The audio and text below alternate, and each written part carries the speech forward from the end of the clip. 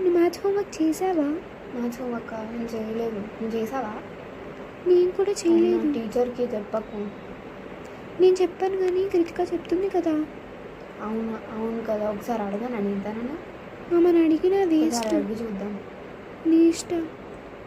హే కృతిక, ఏంటి? కొంచెం maths sir వస్తే మ్యాథ్స్ హోంవర్క్ గుర్తు చేయకు ప్లీజ్. ఒకవేళ సార్ అడిగితే చెప్తా, లేకపోతే నేను చెప్తా. ఒకవేళ అడిగితే చూడు కానీ ప్లీజ్ గుర్తు చేయకు. సార్ అడిగితే చెప్తా, లేకపోతే